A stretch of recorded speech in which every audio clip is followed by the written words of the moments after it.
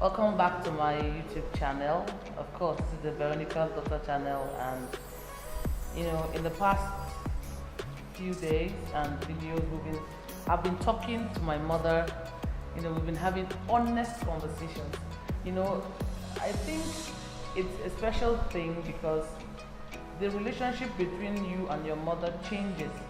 From when you were a toddler to when you were a teenager to when you were a young adult to when you eventually maybe graduate from school, then you marry, and it evolves.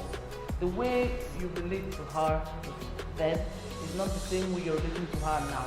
Now you're more of like buddies. You're more like you're relating at an equal level.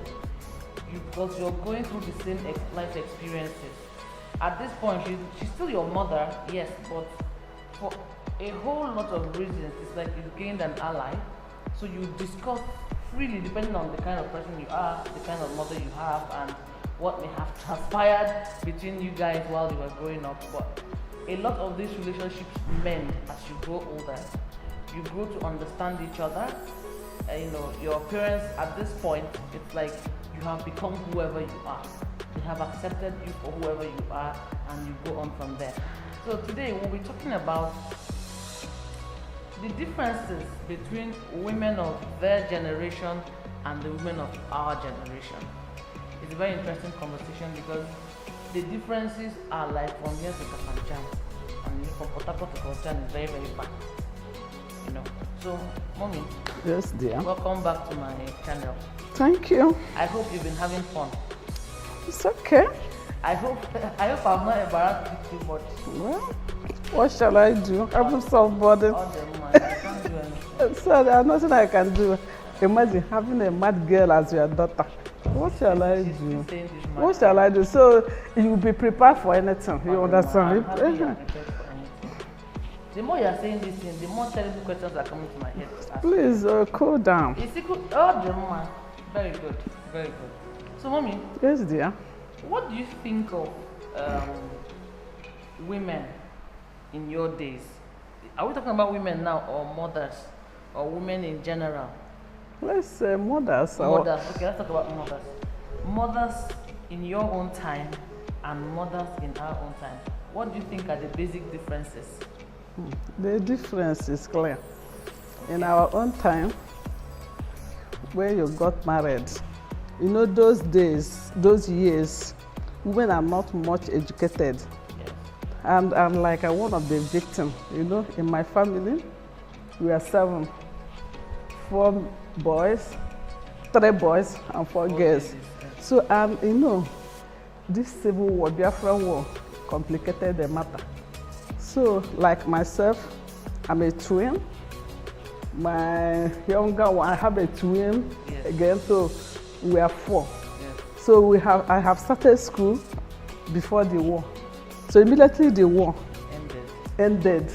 This Nigerian government said you have to go back from where you are before the war. Okay, for example, if you're in primary 2. Yes. And the war started. After the war, you're going back to continue from primary 2. Yes. Even though 3 years had passed. Yes. That's what affected us. So and it discouraged a whole lot of people. So, like me being a twin and my younger one twins, we are 4 in the same class. Oh. That's what happened. So so my parents look, I say, oh yeah, 1 should drop. So we are 3 in the same class now. So primary 6 that are going to take a common entrance. They say that they cannot train 3 of us at the same time. So what will happen?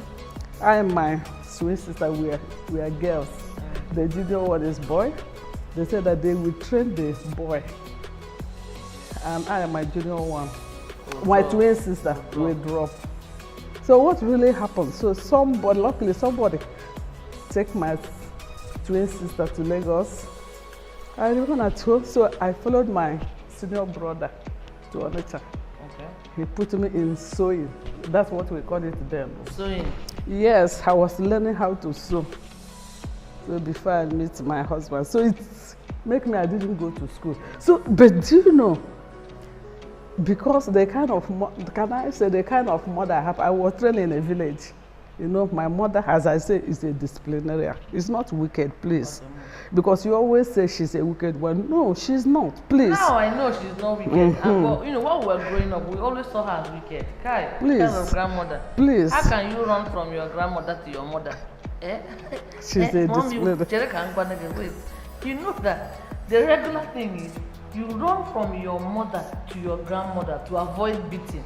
No, my mother will not do that. This time around, we were running from our grandmother to our mother to avoid beating. Then the grandmother will tell us that she will beat us and beat that mother we are running. It's true. That's because she always tell me, even as we were growing up, we say, even if you married, I will come to your I will come to your husband. If you do something bad, wait, I will beat you.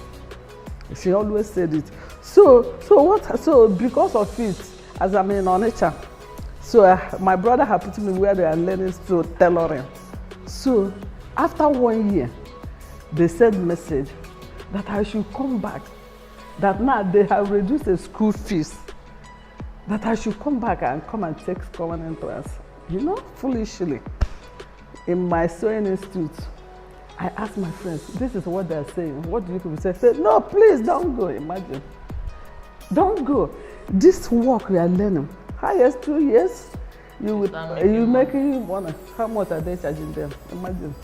And I look at it, I want to make money. So I sent message. I sent message, no, I'm not coming, no. And let me continue with my son, honestly. Do you ever regret that? Well, I'm weeping inside. I'm weeping inside. Because I'm limited. So that's why I didn't go to school. So immediately as I was learning some months before I met my husband, so after the marriage, we traveled back to North. You understand? So what I'm actually saying, like women, we are not much educated. Very few women are educated. So all you know now that you are married, you have to depend on your husband, whatever he told you to do. Like myself, as we traveled to North, I was late because I have passion for sewing. So my husband said that I should stay at home. I said, no, I won't stay at home. Immediately, I started my learning. You understand? You continued. I continued. So, and after I graduated, because I didn't do the wedding before going to North. So I started even before the wedding. I said, it's only 1 month I stayed without doing it. I said, no, I can't be every month I stay in Idro. Thank God my husband agreed. So I started my learning. So after the wedding and after my first birth, I started my shop. So what I actually say now and then is not the same. Because thank God I have the kind of mind that I have. Because some men, they will not agree. They will not agree. And especially when you start giving birth, especially when you are Nambara, they want you to stay at home.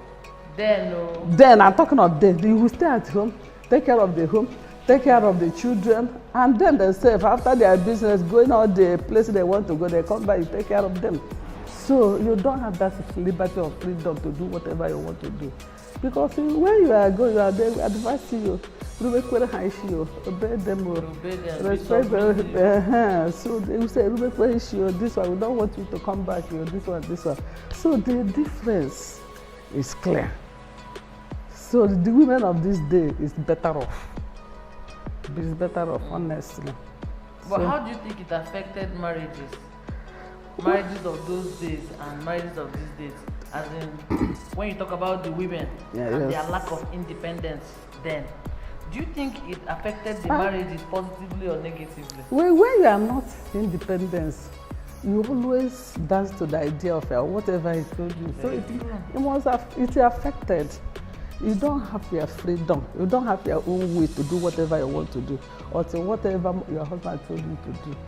You agree. So if you have a nice man, it will favor you. If you don't have his autocratic issue in order, you must obey. You have no choice. Even if you don't like, you cry, clean your face. You have no choice. They are not going anywhere because where are you going? If you go to your mother, they will send you back. You are not empowered. You understand? Where are you going? You are with your children. So we have consolation on your children. Oh, your children are your consolation. Yes, now, because you know it's not forever. It's for a while. When the children grow. When children grow, they will save you from your husband. No. So, okay. Now, what of the so the women of these days, you believe in most ramifications they are better off? They are better off now. You have choices. Yeah, they are better. You are educated. Okay. Even if, in short, you are in the right mind to choose from the beginning who you And want to marry. You can choose. You can choose. Because sometimes if your parents will say, your mother or your father friend will say, that's your child, girl, my kid will marry you. They will discuss. They come and meet you. Sometimes without consulting Before you. you know it, you are married. Before you know it, you are married. So even if you don't like the man, your parents have said, Your parents have already collected money. Okay, so let me ask you, there was something we were talking about the other day. We're talking about how men and women react. Yeah, please don't move on. I've had conversations that I never thought I was going to have with my mother, and it's very, very interesting to hear. We were talking about how setbacks affect men and women. We're talking about how women react to hard times. Maybe a wife whose husband has lost his job and there's no longer food in the house, there's no money in the house, and how she reacts to that versus how the men react. What do you have to say? These days, what I'm seeing these days, it baffles me, especially the men. Before, when men have setback, they will hustle, try to see, because they know that their life, their house will depend on him. Them, yeah. So they have no choice. They will hustle, try, even to go and borrow, do menial job to feed their family. But this day, wow, men, I don't know whether it's laziness, I don't know, or pride. When they have setback, they will just go and sleep and lie down. They will not even try. And they begin nagging. In short, we see problem. But then it was not like that. Because they thought, how can me, this my office work or this business that they have known me, why will I begin to start it from scratch again? No, it's not me. And I'm waiting for my friend. He said he will give me 1 million. My friend will say he will give me 500,000. No, he has promised me next year without doing anything. And they don't care whether their family are eating or not. They don't care. So they are comfortable. They are very, very comfortable. They will come down next thing, I'm feeling depressed. Moreover, I understand what you're saying. They I are realize comfortable. that in this, I don't know whether it is the times or just that we're just seeing it. Is it? Because truly, before now, when a man faces challenges, a father, a husband, a provider, he tries as much as possible to help his family in any way he can. Anyway. Of course, we also know that then the women didn't have anything to contribute financially. So that's why everything push them. It should push them. Is it also possible that the men are not feeling the pain simply because their women are more empowered? Do you know, especially when your wife is working now, when they have that setback, women, so they will take over immediately. And it's because of that taking over, that's why they are relaxed. And it's because of that taking over. The woman will pay the house rent, pay bill.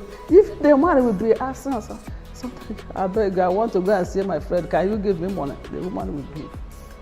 So they are relaxed.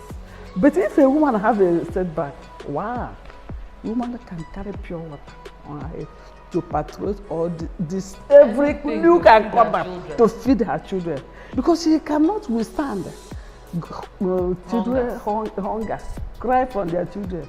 She can do anything to hustle, to strive, to make sure these children eat. But men are not like that, because instead everyone they will leave you or they will not even wake up from their sleep. And their children, our children doesn't help them matter. Because the children cannot go and ask daddy, I want food. It's mommy they will be asking. Everything is mommy. So that's why women, because when they collect credit today, tomorrow they collect credit, next tomorrow, no. No, they will go and buy groundnut, fry it, even if not small. You see them, they will go and borrow and buy, begin to fry akara, begin to do from there. So the difference. Very true, there's a big difference. Yes, I have noticed that the difference here, a lot of women are okay with starting afresh.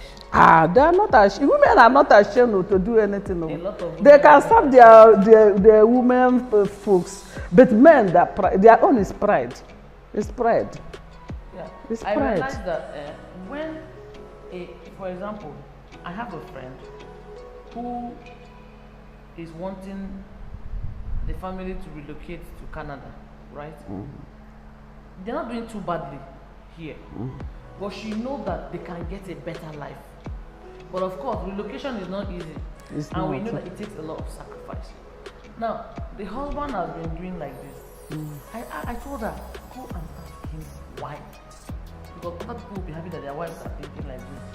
She went and asked him. He now said he will leave Nigeria where he's not doing something and go to Canada to go and start afresh and go and start doing menial jobs like washing plates. And the girl was like, oh, me, I am ready.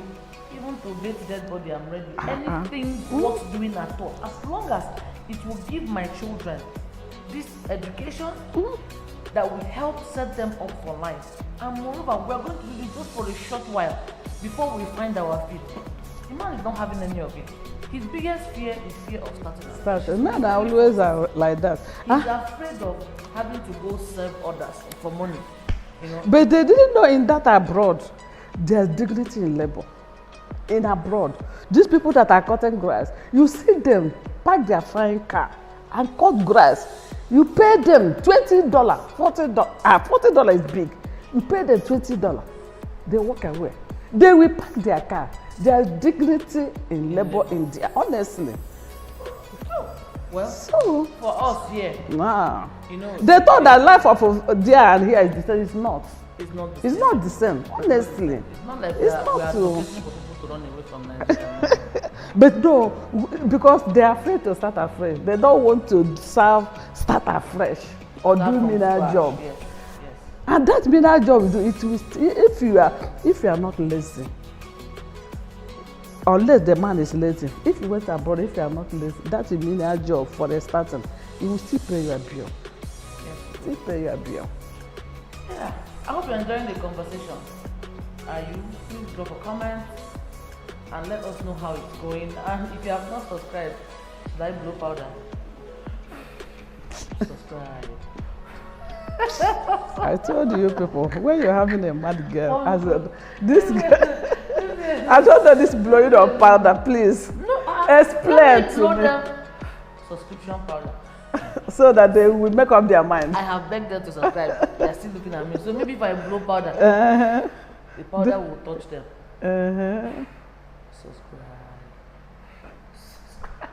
Why not say, hey, but in the name of God? Why not ask God inside? It's so Jesus that powder I'm blowing now. because this powder, I don't know where this powder is coming from. No, that you ask God, say, please, as you pray, this one will bless you, it will help you. Oh, okay. So that beg you, please, in Jesus' name, subscribe. Tell your friends about my channel, even though I'm not doing so well. I'm not very constant, but please help me. Is that what you said? You tell them? It's okay. Anyway, thank you so much for being on my channel. It's an honor. Not many people get to do this. Not many people get to have this kind of conversations. And the most important thing is seeing another side of the woman you used to be afraid of. The woman that whenever she grab on, boom, you know, because you know she will beat you, of course, in a letter. So it's a very big privilege for me, and I feel as though we shouldn't end, but there's a time for everything. Thank you so much for coming on this one. I think one more video remains. Thank you. Thank you so much, guys, for watching. Let me know your feelings and opinions about this and some of the topics we raised. And if there are other stuff you want us to talk about, please drop a message and we will. Thank you so much. Don't forget to like, share, comment, and of course, subscribe. This is a blowing of air. Powder, it's called it powder. Okay, powder, not say something.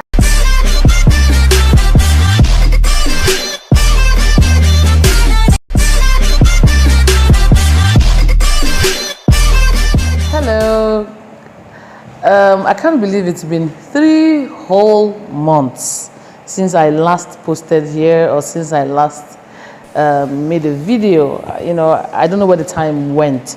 The last time I was here, I was talking about family planning and how I got pregnant after that. I can't still believe we're in the month of June. And guess what? Of course, my baby is here. Yes, I had her on the 21st of April, which happened to be my birthday. And yes, it was planned. Yes, it was planned. Right from conception, I tried as much as possible to get a baby either on my birthday, or on failing that, I'll do it on my husband's birthday. But luckily for me, this was my time. So from now on, double celebration. Any day she's having her birthday, of course, I'm also having mine. Yes, she came in under 3.8 kg, and her name is Veronica Christine Izadleje.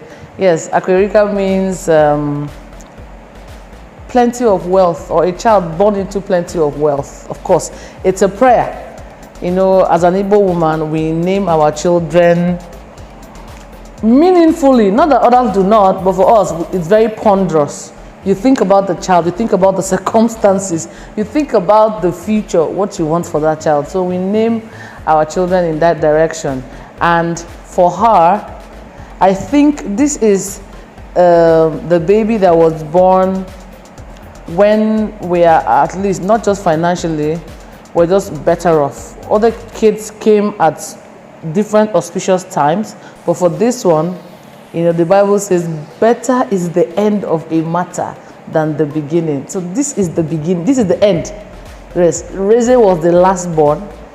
This is actually the final born. So of course, she came at a time where we're experiencing an overabundance of God's goodness, and we are hoping that this will be the story her life will tell. And her English name is Christine. Christine means Christ-like. Of course, as Christians, being Christ-like is the best thing that can happen to you as a human being, and that is also our prayer and our wish for her. And of course, as we go on, I'll show you pictures and videos, and I'm sure she would appear on this channel. Very soon, you guys will rename my channel Veronica channel, not just Veronica's daughter's channel. Yes, the birth wasn't, you know, it wasn't anything strange. Of course, you guys know I'm a CS mom. I've had 3 previous cesarean sections, and this was the 4th one. And truly, in all honesty, it was the easiest.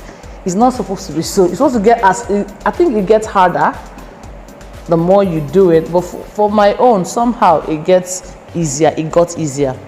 You know, the operation took about maybe 20 minutes, and I was wide awake. I was conversing with my doctors, with music and everything. And when she came out, the glorious sound ever. She can cry, she can scream. Maybe one day I'll show you a video of when she came out and how she was screaming the whole place down. And since then, of course, I've been in Omugo. You know what we call Omugo? As an Igbo person, every Igbo person knows that. Omugo is the period, it's usually like 3 months, when the baby has his or her vaccines, and the mother of the baby is well taken care of by her own mother, or if her mother is not available, by maybe her husband's mother or her relative. So that period is a time for pampering and trying to recover your postpartum mojo. You know, you try to recover, because whether we like it or not, we lose a lot during pregnancy and birth and while breastfeeding. You know, it's a time for recovery. You're not expected to do a lot of chores. You're not expected to do a lot of cooking. You're not expected to do much. Just recover, breastfeed the baby, and just try to get slowly heal. You know, of course, not everybody has it that good. Some people do not have mothers. Some have mothers who are bound by ill health, while some, even despite having mothers, you know, they still have to do 1 or 2 things. For me, it's been a life of cruise, a life of ease. My mother has been here for the past almost 6 weeks. She came in barely 2 weeks, not up to 2 weeks after I gave birth. And since then, I've not had to light the fire. I've not had to fetch water to do anything. She asked me, she will come and ask me, what will you eat in the morning? What will you eat in the afternoon? What will you eat in the night? She bathes the baby. Yes, I have not had a chance to bathe her, thank God. She bathes the baby, she feeds the baby. She sleeps with the baby at night. Yes, all I need to do is express milk and make sure she has food. And of course, she even serves my husband, serves the kids. She has just been a general work body. Yes, thank God she's healthy enough for that. I don't know if she were ill, I don't know what I would have done. Maybe I wouldn't have had a baby. And truly, the Omugo thing was one of the things I was looking forward to. Yeah, so it's been an amazing time. And like all good things, it's gradually rolling to an end. Yes, my father seems to need his wife back. Yes, my father has been calling. He wants his wife back. His wife has also been agitating. She wants to go home to her husband, and I don't have a choice. I wish I did, but I don't. So I decided just before she goes to invite her on my channel. We're going to ask her lots of questions. We're going to ask her, of course, I'm also going to do live on Facebook, live on Instagram. You know, let's just have a nice time, a scary time, gisting with her. I'll ask her some questions. Some can be difficult. And my mother is very shy, but you know, we've grown to a certain level where we can converse about things in general. And I'm hoping this video would work out. I took her by surprise. I ambushed her. I just told her this morning so she wouldn't overthink. You know, the way I do my things, some people might think it's abnormal. Some people might think, Ella, you're too playful. But guys, I'm the chairman, chief executive officer of I Can't Keep Myself group of companies. Anything I cannot control, I try as much as possible to roll with it. It's out of my control. I try to work to change the things I can't change, but the things that are out of my control, I roll with it. I take it as it comes. The same thing with this birthing process. I'm a cesarean section mom. My choice, of course, the first one was an emergency cesarean section, but after that I decided this was the way I was going to go. People always ask me, Ella, were you afraid? See, even if I am afraid, it doesn't change the outcome. If I am not afraid, it still doesn't change the outcome. What can I change? I can only change my reactions to it. The surgery is coming. We both know that. We all know that. From the moment of conception, I realized that once again, I'm going to be on the operating table. So, until the you know, I just I just put a sound mind to it. I've made my prayers. I am right. So I decided just go in there with happiness, which I did. On the day of the surgery, which was coincidentally my birthday, of course, I was home here, and some of my friends came around. Nobody knew I was going to surgery. Nobody knew, apart from my family, not friends. No friend knew. It was my parents didn't know, my husband's parents or brothers, my siblings didn't know. I don't like telling. No, not because they are witches and wizards, not because they can control the outcome, but because one, I love surprises. I love surprising people. I can be with you here, and we will gist and laugh, and the moment you leave, I go do my thing. I call you back and say, hey, I don't born. You're like, you that I just left. I have born. It doesn't mean I'm afraid I'm going to do anything, but I just like to surprise you. That's one. Number two, I hate people being worried about me. I hate it. I hate having people call me and say, hello Ella, how far now? Have you guys done the surgery? Was it successful? How are you feeling? I don't like that. So I like taking the stress off people. Like my mother will always ask me, why won't you tell them so that I will start praying? I said, you've already prayed. I want to call you with the good news. I don't want to tell you I am going to. Then you start worrying, and before you know it, from the worrying, you're another person. Your pressure becomes high, or you call and I don't answer. You start imagining the worst. I hate that. So whenever I'm going to the operating table, I just chill, pack my bags, go do my thing. When I am out, baby is out, we call and rejoice. So this time around, my friends came, they brought lots of food. And for a surgery that's not an emergency, you know that you need to stop eating. Like my surgery was booked for like 4 p.m. or 6 p.m. The doctor said, Ella, stop eating around 11. From 11 a.m., you cannot eat anything solid. Of course, you can take drinks, you can drink water, juices, but you can't eat food. So when I woke up that morning, I decided I was going to stuff my face with food. I'm going to eat till I drop. So, when I woke up, I saw my cake. Of course, they cooked lots of white rice and stew, which we all knew was my go-to food throughout the pregnancy. When I came out and I got one plate of food, brothers and sisters in the Lord, that one plate of food was the only thing I ate for the next 3 days. When I was eating it, I was like, let me hurry up and eat so that you can digest. I'll eat another one before I go for the surgery later in the evening. That was the only thing I ate. My stomach was full. And then the temptation to eat more started coming. People were bringing me crabs and snails, white rice and stew, fruit trees, fruit. In fact, I almost said, if I eat, what will even happen? Let me even eat. Higher, they'll push the surgery to tomorrow. If she's not my birthday mate. Then I remembered all the months of planning that went into her conception. Then because of food that I will still see afterwards, I will now decide not to. I said, no, get thee behind me, Satan. She must be my birthday mate. That's how I endured. And we're at home having fun, dancing. And I had this feeling that it was like a momentous occasion, a momentous day. Why? This will be the very last time I will be pregnant. The very last time I would feel a... My mother is off camera shouting by His grace. Mommy, I tied my tubes. Stop saying by His grace. Stop saying by His grace. You're not coming for Mugo here again. Please don't mind my mother. She's there saying by His grace. So, that was she said by His grace. Mommy, the tubes are tied. That ship has sailed.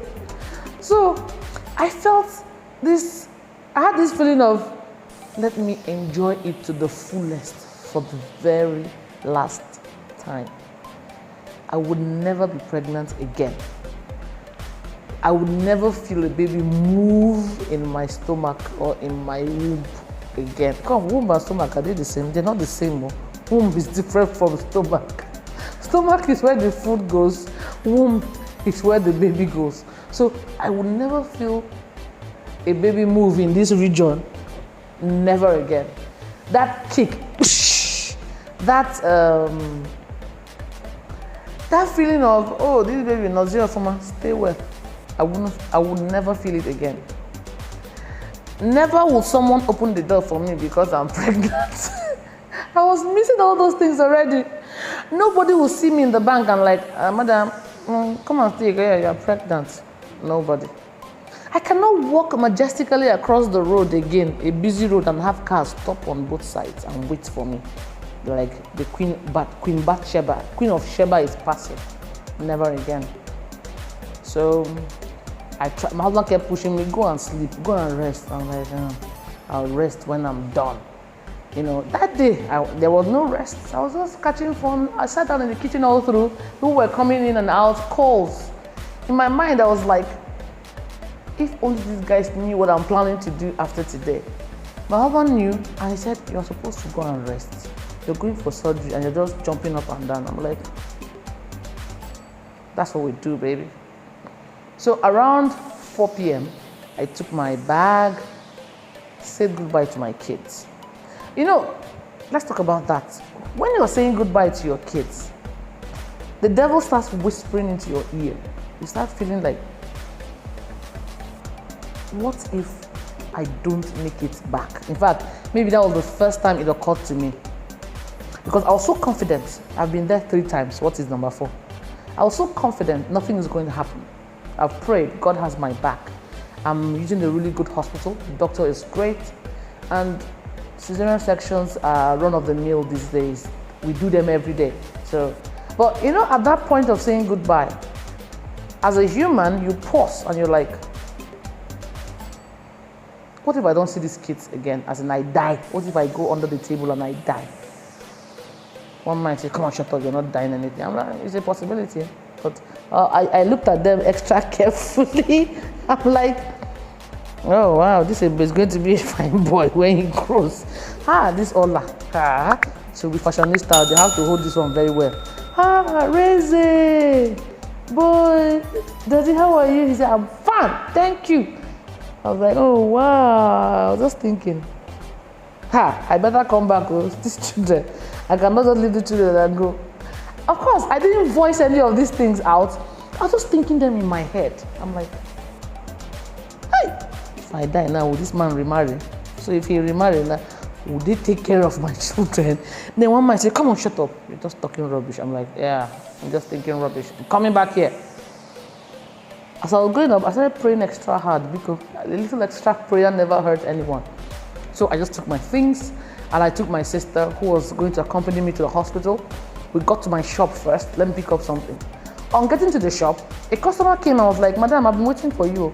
I said, if you don't sell to me, I will not buy. I'm like, why won't you buy? I'm here. I just dropped my bag, entered selling mode. Somebody that is due at the hospital. I sold to the woman. She didn't know where I was going to. I was like, Madam, I get an appointment. Give her to go. Just, I sold and she bought and left. I carried my bag, my hospital bag that was in the shop, put it in my car. The doctor was already calling me, Ella, you're not serious. You're supposed to have been here 2 hours. I said, doctor, calm down. I'm coming. I got to the hospital and of course they gave me a bed. I stripped and wore their hospital gown. Now that you're in the hospital, you have this feeling of very soon these people will come and cut you open. I'm like, no. But they now inserted the catheter, and of course, as usual, my veins are difficult to find. But it didn't take them time this time. They just found it, which I saw as a very good omen. So they inserted the cannula, the catheter, and I had to rest for a bit. The doctors arranged their theater, and I walked into the theater by myself. I walked in and lay on the bed. So, we're just gisting and laughing. And the doctors were like, Madam, I really like your spirit though. Some people, they enter here as if they're already dead. As I'm like, no, I know the outcome of this surgery even before I entered. So just let's be going, please. Hurry up, let's meet this girl quick. So the doctor didn't know I snuck my phone into the theater. I snuck my phone in. So they had already given me the epidural at the back, and I was lying down, and I started operating. My phone rang. Of course, it was in vibration. It vibrated. And I checked it. Okay, this woman I saw buying blender. Hello, madam. That was like, what are you doing? Who gave her a phone? I'm like, doctor, calm down. Hello, doctor, wait. Hello, madam. Yes. Has it been delivered? Has the blender been delivered? Like, yes, okay now. I'll call you back later. You get what I hold for hand. I'll call you back. They were like, madam. I said, doctor, calm down. She, you're hustling your own, I'm hustling my own. Doctor was like, she was looking at the other doctors. What kind of patient is this? I was like, doctor, calm more down, Pico. I now gave one of them the phone, a nurse, to take a video, to snap me, and of course, record the proceedings. Now, this is one of the biggest reasons why I didn't use UPTH. Let me be honest with you. Government hospitals, and there are plenty of rules and regulations. 1, you would never sneak a phone in. 2, they would never take a video or a picture. 3, unless your surgery date falls on your birthday, there is no way they would allow you book your surgery date, because they have days. They have Monday doctors, Tuesday to Friday, and each of those groups have their surgery days. If your surgery is not an emergency, you must be operated on the day that your group is operating. Apart from that, they won't fit you in because it's your birthday. They don't care about that. So those were one of the fine, small, silly, trivial reasons. It might be silly and trivial to you, but for me, it was quite important. I wanted to have a video of my surgery. I wanted to see what my intestines look like. I wanted to see where they were cutting me, so that if my husband annoys me, I'll show him and say, see, Ifria, you see what they did to me because of you. So when I showed him, he was just looking at me like, this girl doesn't have sense. And I had a video of when the baby came out and she was just screaming. I have something. At least out of 4, I have one. I wanted to have at least one. It might be a silly reason to you, but for me, it was important. So, you know, we were talking and laughing. The atmosphere was really very chill. I think your attitude matters a whole lot. It matters because it gives you peace. And when you are not worrying yourself about the outcome of something you cannot control, your pressure stabilizes, doesn't it? Imagine if your pressure shoots up because you are afraid and you are scared. That surgery, that's the recipe for disaster. So your attitude matters. A positive attitude helps the doctors. You know, they are not flustered. They are not trying to calm you down. They are focused. And I always say this to other women who are scared of cesarean section, especially women who have no choice. I had a choice, truly. No, from the second one I had a choice. After the second, I didn't have a choice. It was cesarean all the way. But I could have done a VBAC, that's a vaginal birth after cesarean, after I had my first one, but I refused.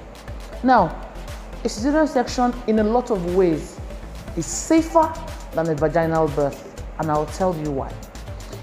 A vaginal birth, so many things can go wrong at any point in time. And you might be having your baby at the maternity. You might be having your baby by a traditional birth attendant or a doula. You can be using a health center. These people are expecting things to run according to plan. But like we all know, there are times when things never run according to plan. So they plan as much as possible, but when you come for a cesarean section, they are ready for every and any emergency. There's standby blood, there's oxygen. They are ready to stop any bleeding. They are ready for you to go into shock. They are ready for anything you want to exhibit. You are in the theater. Everything is ready. There are no surprises. If any surprise should come up, they are equipped and prepared to handle it. This is the biggest difference. So that's basically my birth story and experience. And I share these stories not because I don't like to keep my life private, but simply because it's an encouragement to someone out there. You know, since then I've gotten DMs, I've gotten messages from other women who are either pregnant or planning the pregnancy. Even some single ones who have been so afraid. When they hear cesarean section, they think it's a death sentence. When they hear CS, they think, oh, that means I am not woman enough. See, for you to go through a cesarean section means you're a warrior woman, because the process is not easy. The process is painful. Of course, the pain can be controlled with the correct cocktail of painkillers, but it's not easy. The first time you pee without the catheter, the first time you poo, don't get me started. Let's not even talk about the cut. The fact that your surgery site is so painful, you feel as though someone is lighting a fire under you. Let's not talk about the breastfeeding. You know, the fact that you're suffering from pain from your lower extremities, your lower abdomen, then your uterus is trying to contract while you're breastfeeding, then the baby is sucking on your nipple instead of latching properly on the areola. Let me hear someone say, oh, you're not strong, now it make you use CS born. That's a lie the devil has been selling. And if you're buying, you're the cause of your problem. Please, if you like this video, even if you think it's a nuisance, please help me share, like, comment, and of course, most importantly, subscribe to my YouTube channel and watch my upcoming videos. I'm going to be sharing a lot of content on pregnancy, childbirth, breastfeeding, and breaking lots of tables and cooking jollof with them. I'm also going to be, demystifying some myths and misconceptions about pregnancy, breastfeeding, and the whole works. Thank you so much for watching. Hope to see you next time.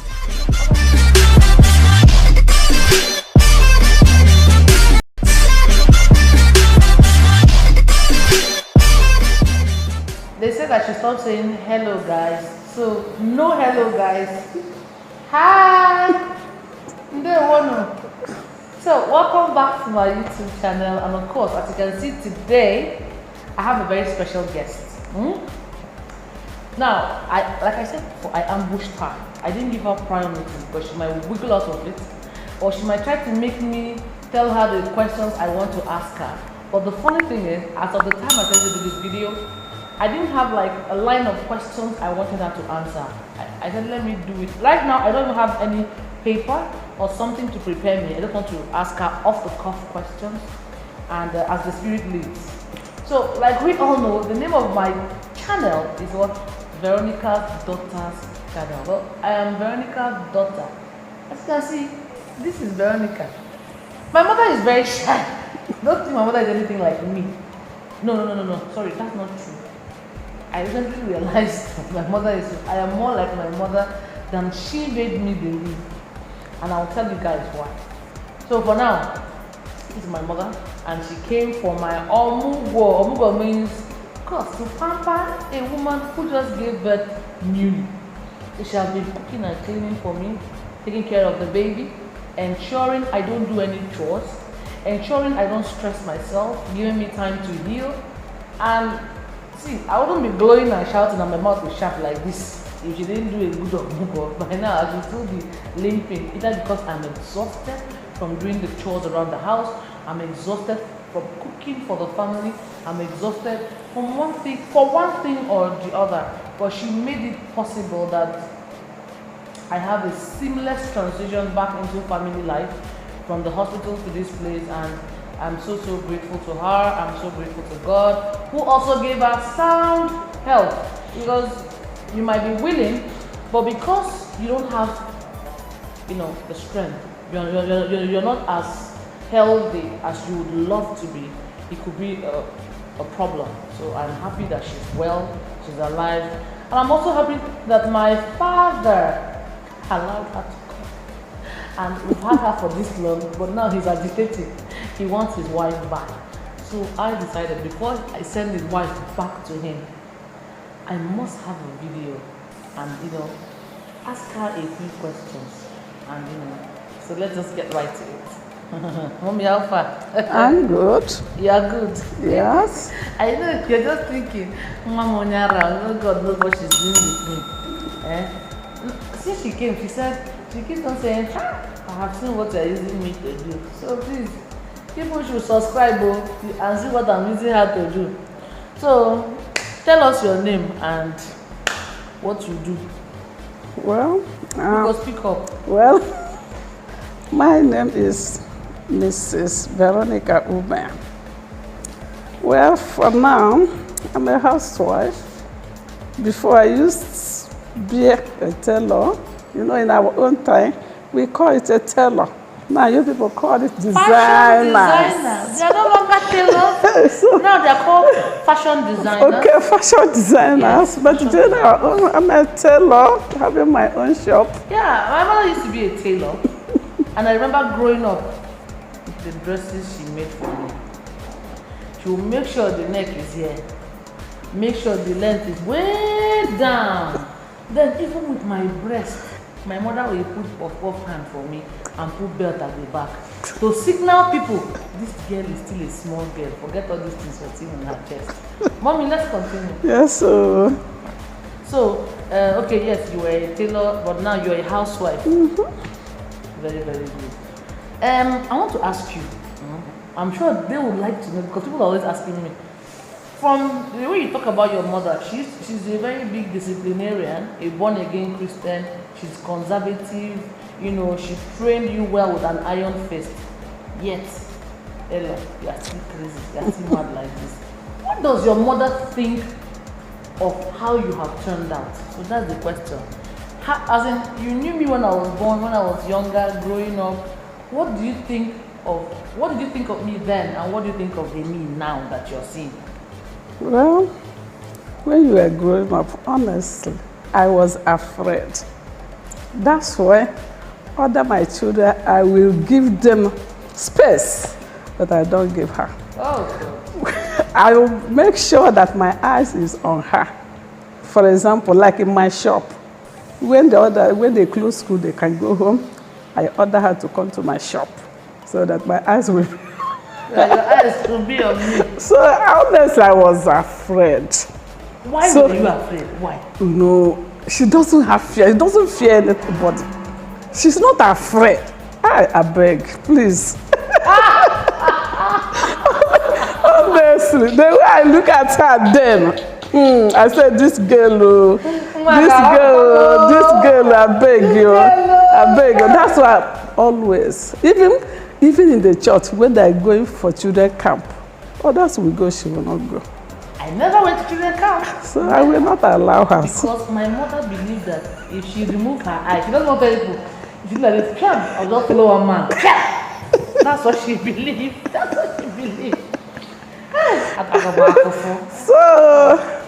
So in short, I misunderstood her. Honestly, I did. It's now that I know she's not the way I thought. Honestly.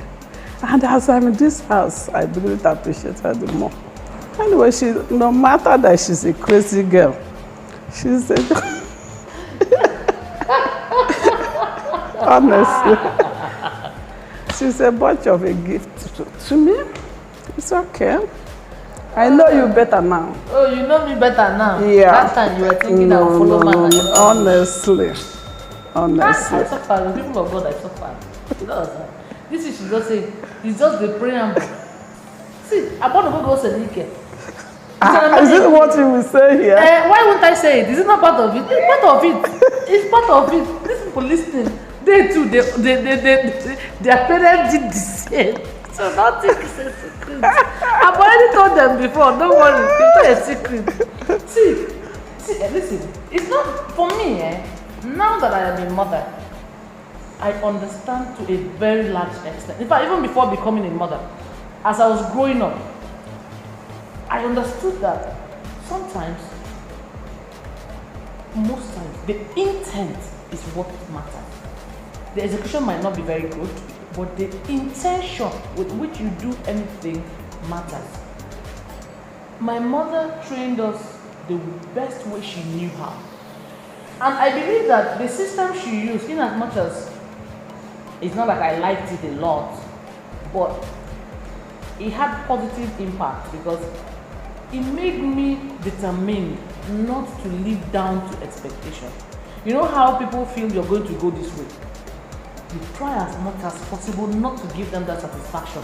You go the other way. No matter how difficult this other way is pulling you, no matter how hard this other way is pulling you, you go this way because you know that if I go this way, I knew it. Am I surprised? I'm not surprised. We always knew she would end up like that. And growing up, I felt my mother hated me. That's the honest truth. I was like, sometimes I was like, can this woman really be my mother? But I had to look at her. We look alike, so there's no way. Then why is she doing me like this? You know, what others will do and get away with. For me, it wasn't possible at all. I can't get away with it. You know, clothes that others will wear and get away with it. Who born you? Who born you? You come and wear it. It wasn't possible. So the relationship between my mother and I was very stormy. I think it began to get better when I entered the university. Mm-hmm. You know, when I finished secondary school without incident. Finished secondary school, proceeded to the university. So our relationship became better because there was no more beating, and she began to see me in a different light. She began to see, you know, her biggest problem then was that this girl is always with boys. That was one of the biggest issues. And I've always said that I like boys. Not for anything. My head was always in the book. Do you know why I was very careful? Because when I'm growing up, I have boys as my friends. But I know myself. you know. So I was afraid as you are with these boys. Because I know I'm not like that, but I was afraid of you. You understand? Yeah. My friends are boys. We play with them, but I know I'm not doing anything with them. My fear is that so that let her, you understand? Not. I understand that. I understand So, that. Of course, there was that danger, but I just felt more comfortable in their midst because there was no drama with the boys. The boys, and you know, boys, once you play with them too much, they stop seeing you as a girl. That's what happened to me. In fact, when they will be counting girls in the class, they will jump me. Look at you be girl. Because I was very tomboyish, I was running all over the place, climbing trees, doing all those things. It was nothing sexual or nothing flirty. But a Nigerian mother who hears that her daughter is walking all around town with boys. And then when you get a report, I saw your daughter in Awad Bellewe with one man. I saw your daughter in MTL with one man. So you become more afraid. You think, hey, is this thing not too much?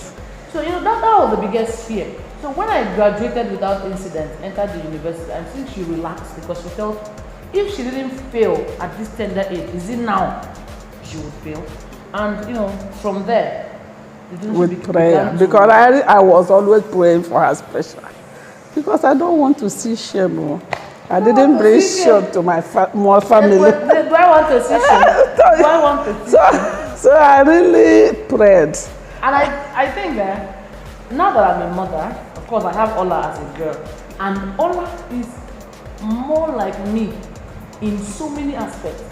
So when she do some things, I'm like, oh, so this was what my mother meant when she was trying to kill me. Wow, you know. But Ola is lucky because I am not my mother, right?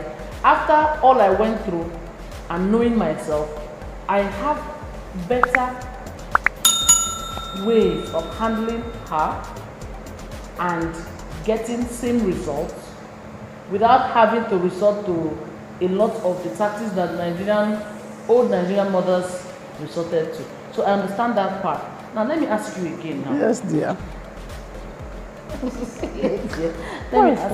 Let me ask you again. Apart from that now,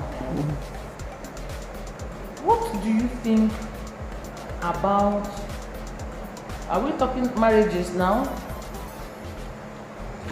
What do you think about marriages then, in your own time, and marriages now?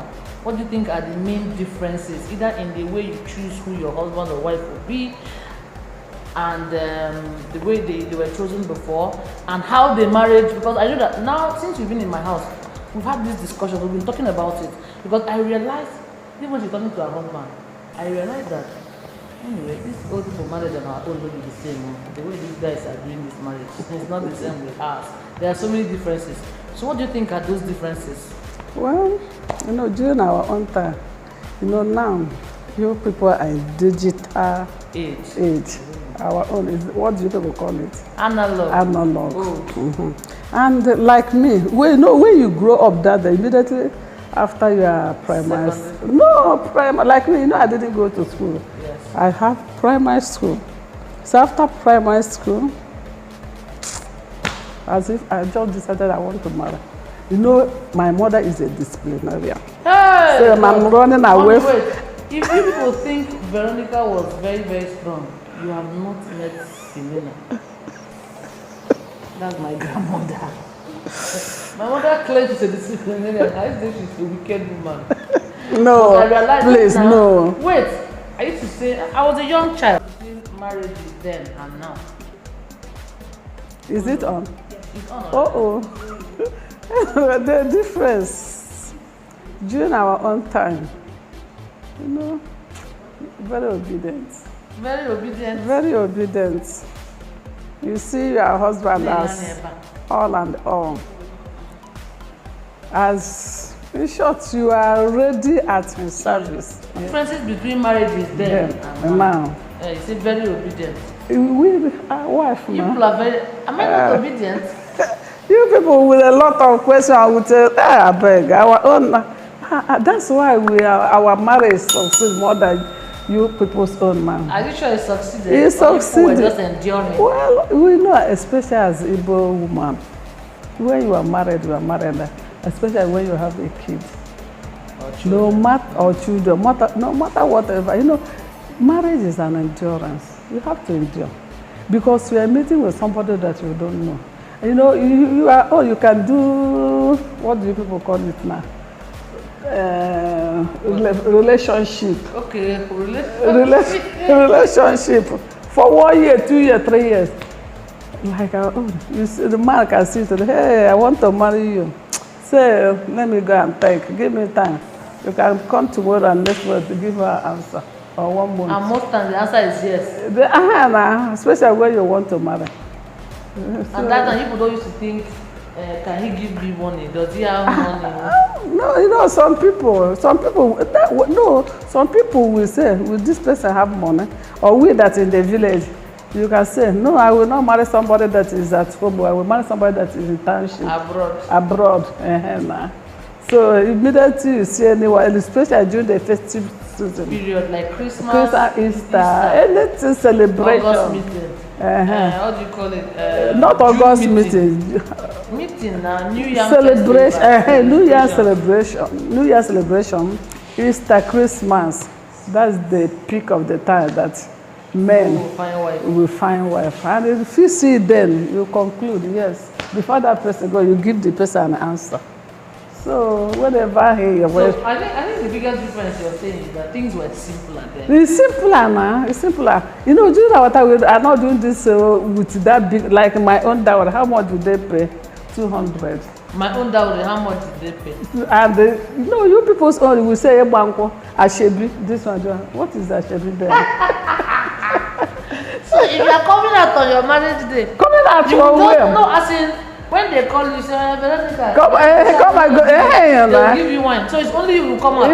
Like that. That don't have friends. Only you. They are not doing like during our own time. I married to 1977. There's no Banco them. Really? No, so what they do? No, what they do, that's the Umunna. The Umunna, that's the kindred. The kindred. They buy not this extravagant one you people are doing, because the list is there. The list is there. The family, the Umunna kindred will gather. You come and carry their father will give you the wine. The wine. You go and give your husband. And the husband will give you bread and the soap that he buy for you. Marriage is finished. No, so that later they will go and pay the down because you call the first time, second time, third time, even fourth time. No, we're not even coming all those coming. No, you can't. Time to be coming all those coming. We used to do our coming once and for all. No, you can't do our time. No. You must go it one by one. You can't go. You can't join two together. So you can't use money and finish everything. You can't join two together. So one then by marriage one. was very, very. It's very simple. But it had process. It had process. Go this one. After this one, go this one. Okay. So thank you so much. This is just part one. I'm always happy to pick my mother's brain and see how different the life they lived there was from what we're seeing now. So we're going to have you again and we'll be discussing more. Because if you have anything you want my mother to weigh in on her page, just send me the questions and I will ask her. Thank you very much for watching, and please, I'm Mayoga, I'm begging, subscribe to my YouTube channel, like, comment, and of course, share. Thank you very much.